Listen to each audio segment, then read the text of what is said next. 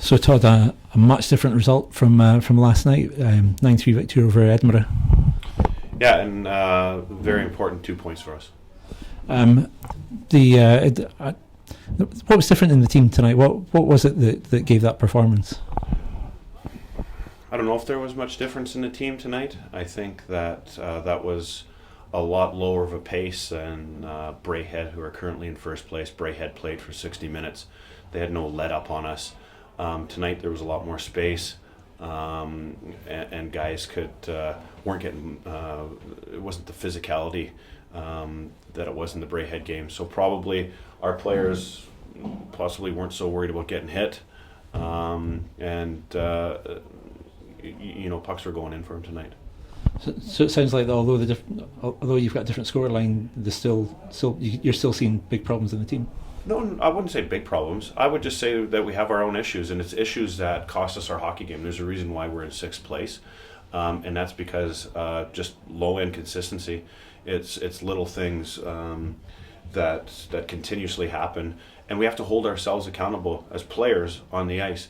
You can see we were firmly in control of that game, and I thought the guys for the first two periods, well, no, maybe the first period and a half, I thought we really did what we wanted to do, and then they tried to get into a little bit of exhibition stuff in the second half of that second period. We started turning pucks over, so they were told after the second period not to do that, and we came out just as a team that just didn't have it there. Now, the game was over, and we're lucky that the game was over, but you come out against a team like Braehead or Nottingham or Hull, and these guys go and punish you. And the mistakes that we make, they're consistent mistakes. If you watch a game tape from a win, a loss, or whatever, we make those same mistakes all the time. And tonight we were just fortunate that we had that big goal lead, and but we got the 2 points. So these guys got to start demanding consistency and put 60 minutes together.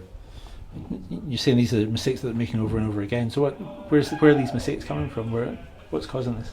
Well, I think it's tough. It's tough to go out there and be mentally switched on for 60 minutes. And usually what you find, like you look at that Belfast team last year, they just didn't make mistakes. They went out there and they won hockey games and they stuck to the game plan. And most of the time you just didn't see any open ice in front of you.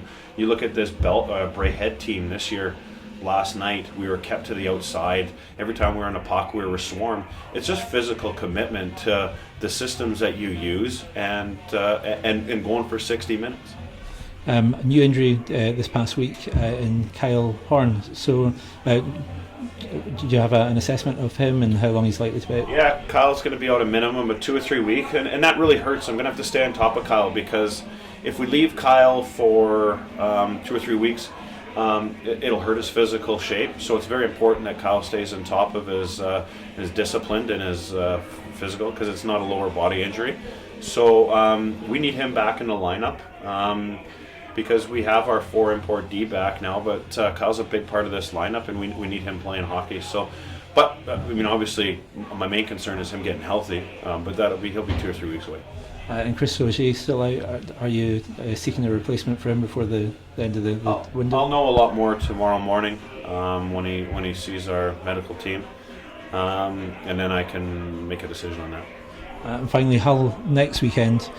So what have you got to work on with this team just to get 4 points out of next weekend?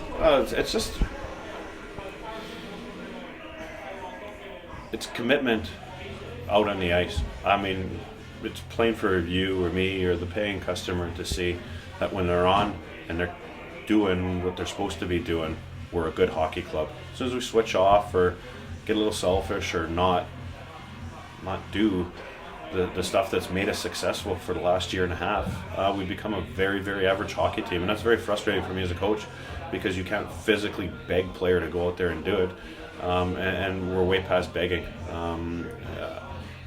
These guys know that it's imperative that now's the time to put up or shut up. Thanks, Todd.